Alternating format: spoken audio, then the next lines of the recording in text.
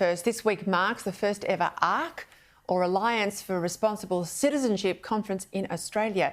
The brilliant historian Neil Ferguson's made the trip down under, and he'll be joined by a cast of many big thinkers. Jacinta Nampijinpa Price is just one who will headline tomorrow's big event in Sydney. So too my next guest, Credlin regular, former Deputy Prime Minister of Australia, John Anderson. John, thank you for your time tonight. I wanted to get hold of you as ARC kicks off for its first conference in Australia. Take my viewers through the genesis of ARC and why it matters as much as it does. The genesis of ARC was really found in a coming together of people just 2 years and 2 or 3 months ago, that's all it was now, to tackle what we see as the way in which we're almost talking ourselves into decline in the West. We don't believe in ourselves, we don't believe in our values, we're divided, trust is breaking down, and we urgently need to correct this and to see the things that confront us as challenges to be run to and overcome rather than catastrophes that are swamping us. What are some of the big themes you're going to tackle tomorrow? Well, the 4 great themes that we took on in London last year when we held our first major conference, 1,500 people, 151 Australians went over, were our history and why it matters, social fabric and family, energy and the environment, and business and prosperity. But what we're particularly focusing on, while we'll touch on all of those in an Australian context tomorrow, is the link between a culture that fractures, becomes distrustful, is unable to identify its common good, becomes inward-looking, and a weakening economy, which is then in turn not able to give people the flourishing and the lifestyle opportunities that they want. And we particularly see that at the moment. We're talking about the cost of living crisis. If we're not careful, this will morph into a permanent structural decline in our well-being socially and economically as a nation.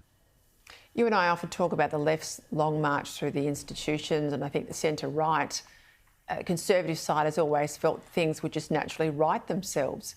That's not the story we see before us, particularly in Australia, particularly the divisions after October 7. It's not what we're seeing around most of the Western world.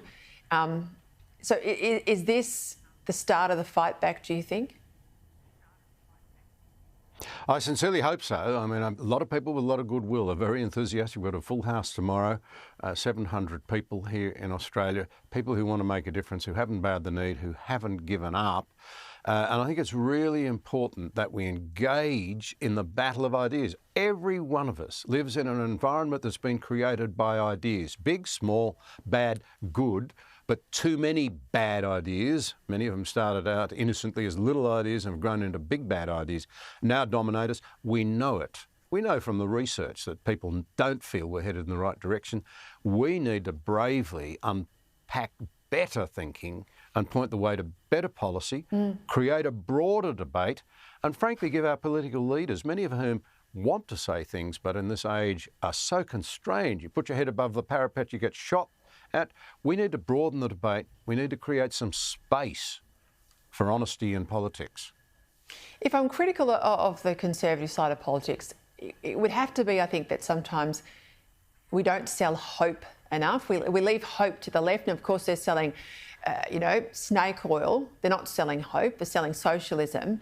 But we can't absent ourselves from inspiring a whole new generation of young people to back democracies and to back our civilisation in the way that we have for many generations, and it's been part of our story of prosperity that we have. Well, it's very hard to disagree with your proposition, and in fact, hope is absolutely critical for people if they're to, if you like, face the challenges. There are plenty of challenges, no one disputes that, but the spirit in which you go about tackling them matters enormously. And we see in the record levels of anxiety and depression and self-harm that sense of hopelessness.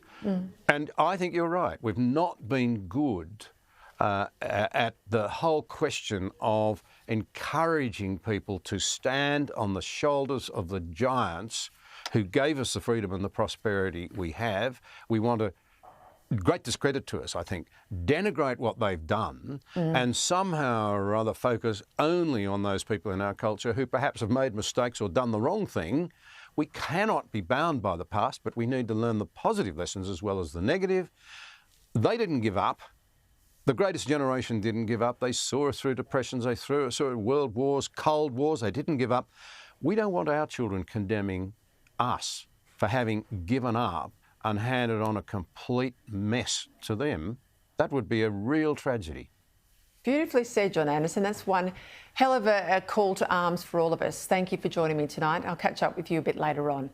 I'll be there tomorrow at ARC. I'm going to get you, I'll grab as many interesting people as I can find to speak to you on camera. I'll bring you highlights of the event in tomorrow night's show. If you're a Sky News subscriber, you can watch the conference online, skynews.com.au.